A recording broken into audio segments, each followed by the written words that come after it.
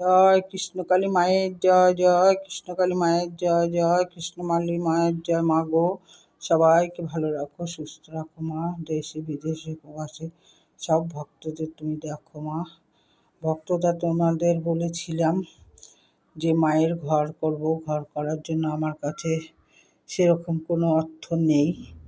তা ঘরটা করতে 50 থেকে 60,000 টাকা লাগবে, মিস্ত্রি দেখে বলে গেছে।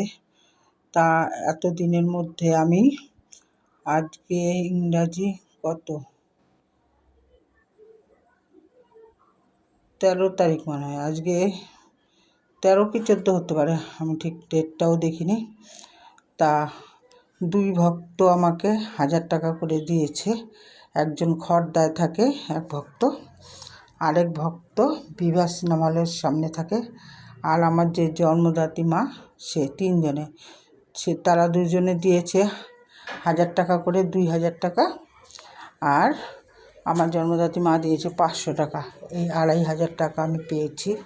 আমি পুরনো ইটও দর করেছি, নতুন ইট 12,000 টাকা, পুরনো ইট 9,000 টাকা। আমি এখন ভেবেছি পুরনো ইট দিয়েই করবো। আমি এই 2500 টাকা পেয়ে মাত্র 250টা ইট কিনে রেখেছি। এই যে ইটগুলো তোমাকে দেখাচ্ছি তোমাদের, এই যে আছে এই যে ইট। এখন মাত্র 50-60 হাজার টাকার মধ্যে মাত্র যদি আমি 2500 টাকা পাই, কী করে হবে? আর 2.5 মাস টাইম আছে, দেখি কোনো ভক্তরা যদি দেয়। আমি 60-এর মধ্যে 40ও যদি পেয়ে যাই, তাইলে আমি ঘরে হাত দিয়ে দেবো। 20,000 টাকা আমি আমার থেকে জোগাড় করে দেব। কী করব? আমি যদি আগেও জানতাম যে এরম হবে, তাহলে আমি 1 বছর ধরে ধীরে ধীরে সেলাই আগেই ধরতাম, সবসময় ভক্তদের পেছনে লেগে থাকতাম না। আমি টাকা তিল করে জমাতাম।